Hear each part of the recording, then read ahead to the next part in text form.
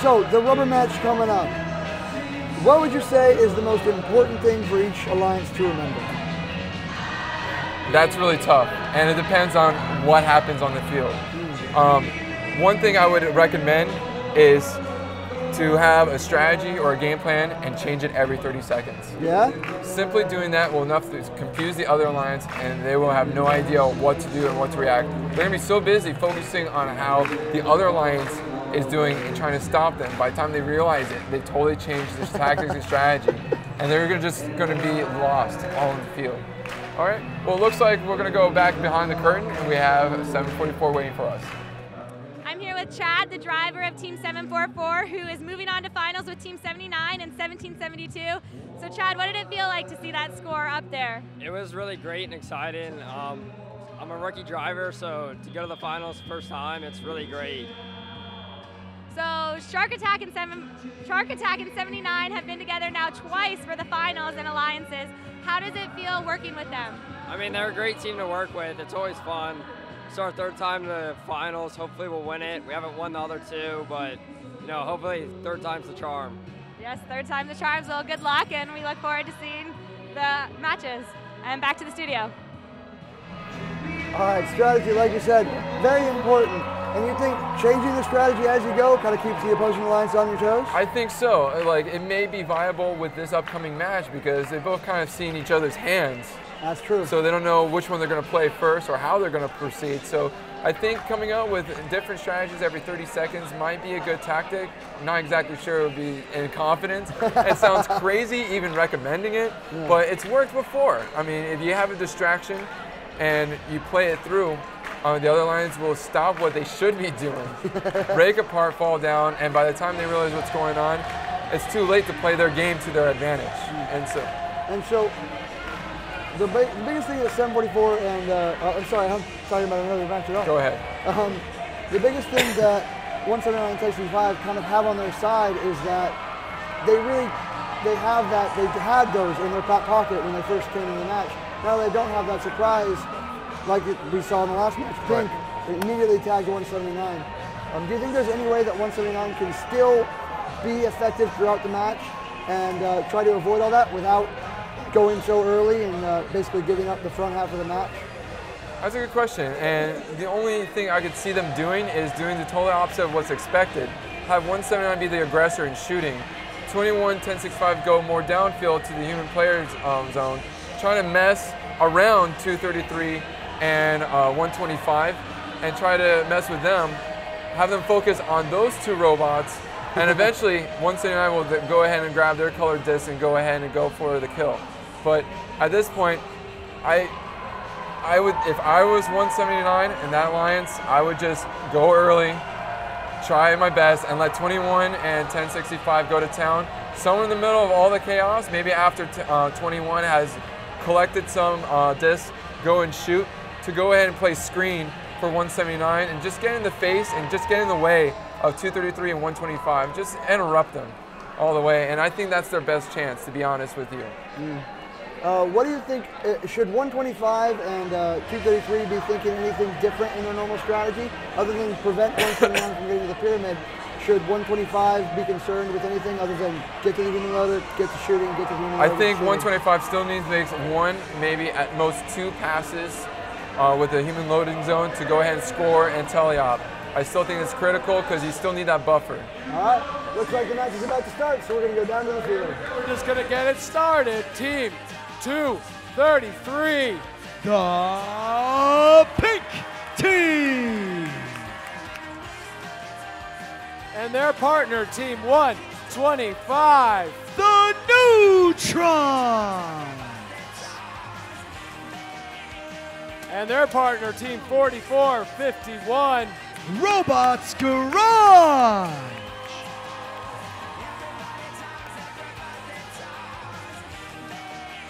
And on the Blue Alliance, we have Team 179, the Children of the Swan. And their partner, Team 21, Combat. And alongside them, we have Team 1065, the Moon.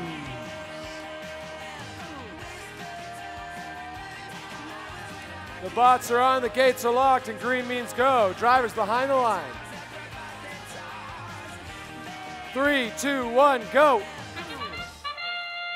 Semi-final 2, match number 3. This is your rubber match, folks. Red Alliance shooting 1, 2, 3. Dropping 2 down and low. Now the Moose shoots 1 and 2 and 3. Here goes Swamp. Swamp couldn't quite get it going. Let's see what they have in teleop. Hard defense immediately by the pink team. Moose now lining up at that feeder slot, as is Neutrons and Robots Garage. Robots Garage having a little trouble loading those red discs. There they go, they're getting it a little better. Here comes the pink team now playing heavy defense on the Moose. Neutrons in position, missed their first shot. 1, 2, 3 after that go right in. The pink team now walled off 179. Trying to keep them from coming across the field here into a shooting position. Meanwhile, the Moose setting up, shooting, and scoring.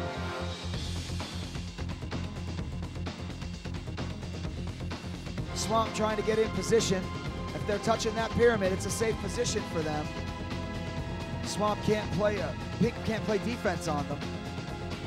Neutrons loading from the human player slot. There go Robots Garage up to level 3 already.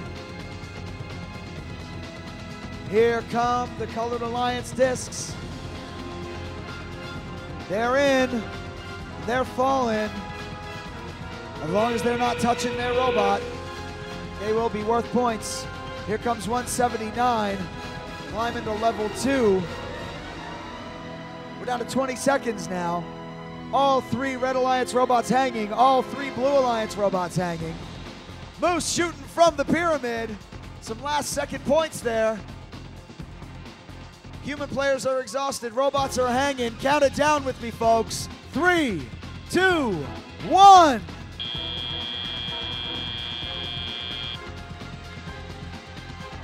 All right, very close last semifinal match. Definitely. It looked like 233 basically was just their whole goal, make 179 as ineffective as possible during this match. Keep them away from any discs at all. Absolutely, and it actually paid off. It actually stopped them from actually getting anywhere near the human load station. And it looked like at one point 179 just gave up and was like, we're just going for the 20-point hang.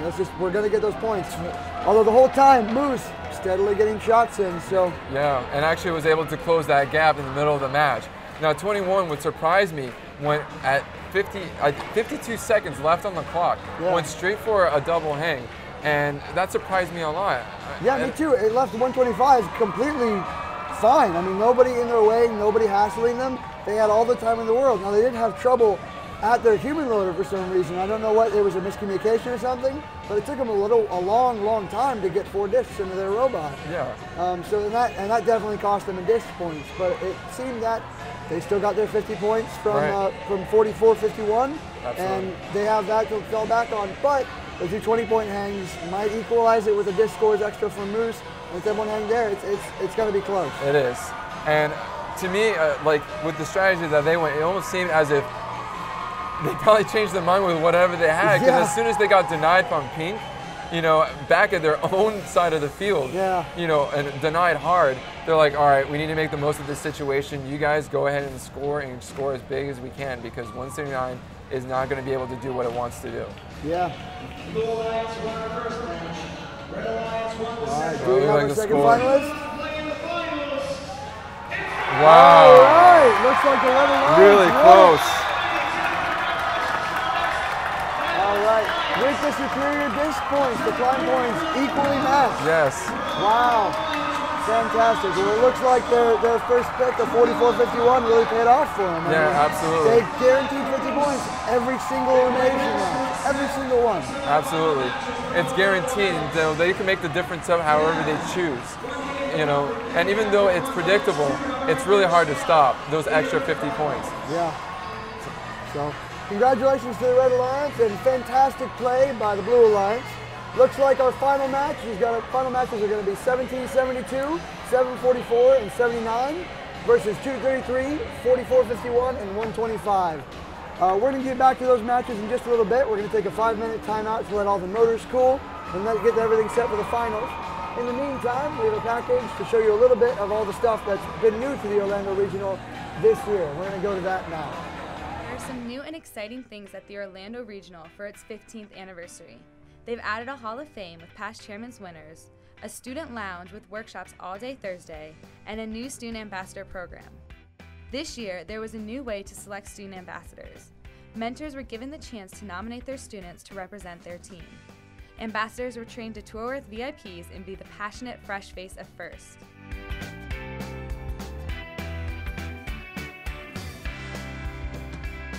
The Orlando Regional had their own VIPs on the second floor of the arena. The past Orlando Regional chairman winners set up displays to show other teams how they share FIRST in their community. Last year, we almost averaged an outreach every weekend. We strive for that every year so that we are out in the community more because we're a 4-H team, so that's where we have to draw from. I would say the most successful event that we do is probably the Fall Madness, which is our Lego competition for the FLO teams. So we do that at the 4-H Center, which we get a lot of teams from different areas. We've done lots of outreach this year, including going to elementary schools, Mount Dora Bible School, and we are also, I believe in 1 or 2 weeks, we are going to a convention where they're going to have the Da Vinci robot, which is a surgical robot, that we're going to pretty much head up the whole thing. In our community at our school, we help in the mobile recycling, collecting hazardous waste. We've done it for the past 3 years. I like the Crunch, the global outreach. It's just something really unique that not a lot of teams have, and gives us an opportunity to see really more of the world and see the impact that just a couple of students with a mindset to improve our world can really do, and how we've made these children's life better. Team 79, a Hall of Fame team, hosted one of the workshops in the Oasis about their chairman's efforts. Oasis served as a place for students to attend professional workshops such as Robot in 3 Days, Pneumatics, Marketing and Scouting, and later served as a getaway for students to relax and escape the noise of the crowds. These are all great new traditions to start in the 15th year of the Orlando Regional.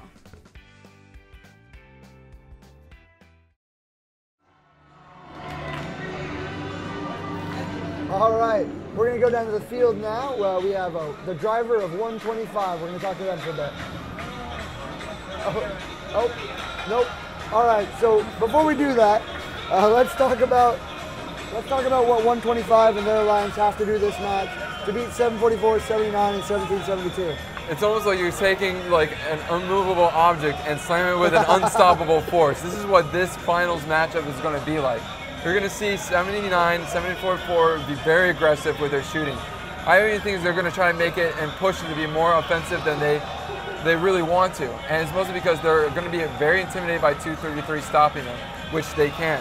So I would even say harass 44-51 early game and force 233 to go out of the way to help them out. You know, that'll slow them down. They'll slow down 44-51 from doing what they want to do. That's true. But you got to do it first thing because they're quick. Do you see 79 or 744 doing another sort of pick and roll offense like they were trying to do versus spamming their lines? Likely, but I think it's going to be a lot harder for them to do that, especially with 233 in the middle of the field, doing what they do best. Okay. What do you think of the possibility of shutting down 125? I mean, because they have their only disc scorer really all match. Right. So if 1772 can effectively shut them down or at least delay them a lot, do you think 744 and 79 are going to be able to make up for that? Number one, for their basically deficit in the pyramid points versus the disc points. It would be likely, but the best way that 744 and 79 and 1772 are going to be able to do that is through autonomies. I think that's where they have the advantage, where they're able to go ahead and do that. Okay, and we'll go ahead and continue this a little bit more, but right now we have behind our curtain a driver from 125. So I'm here with Joe, who is actually a freshman, and he is the driver for Team 125, the Neutrons, and they just found out that they're making it on to finals. What's going through your head right now, especially being a freshman as a driver? Craziness. Just it's absolutely insane. Like, when I started this in the fall, I had no idea it was going to be like this. No idea at all. But it's really insane. What's your overall strategy for the final matches? We're going to be doing the same thing we're doing. We shoot 3 in autonomous, come back, grab 4, shoot, just keep doing it, and then hang for 10 at the very last second. Awesome. Well, I'll let you calm down a little bit before finals, but once again, congratulations and good luck in the finals. Thank you. Back to the studio. All right. So what do you think 125 and 44, 40, 51 and 233 can do to sort of mitigate the deficit they might have after autonomous? That's a good question. And that's going to come straight back to that 50-point climb and dump. That's what they're going to make up the difference. And then in the middle, it will be tele-op with shooting. So in this sense, almost 744-79 will have a slight advantage offensively with that. And the deciding factor would be how effective 233 and 125 can shut down 179 and 744's game. That'll be interesting to see. Absolutely. So, I don't know. What do you think? What do you think is going to play out? I'm interested. I mean, 744 and 79 in the eliminations have just taken off. When I was watching them in the qualifying matches, neither one really stood out to me in any way, but it seems that the combination of them and 1772 have really made them catch fire in their shooting. And I mean, in their last semifinal match, they just shot their goal, we could see, was just almost overflowing. Right. It was just this other way. And I think with their autonomous score plus their high pressure of the disc shooting, it's going to be really hard for 125 to keep up an equal or at least even near that sort of disc scoring potential. And I mean, the 50 points is nice, but that's going to be a lot of points to make up for 125. Yeah, they definitely have to make that up during tele-op, which I think they can do with enough support. With enough support, and if they can, I don't know what their issue was with human plane last time, but they only were able to make 2 trips, and that's, if 79 and 744 have their way, that's not going to cut it. Right, that's true. Exactly. It's just they just need to be a little bit quicker in their human landing zone. They need more effective getting the discs into the robot to get them over to the other side of the field. How big of a factor do you think the 10-point hangs are going to be in this match, or do you think they're going to come into it at all? The 10-point hangs are going to be absolute. That's what I feel, and that's what I think is going to end up happening. The only situation where that's not going to be the case is if you're going to deny another team from making one final pass to shoot for 3s to make up that difference. And I don't know if it's going to be as critical as it was like the last match against 179, but you never know.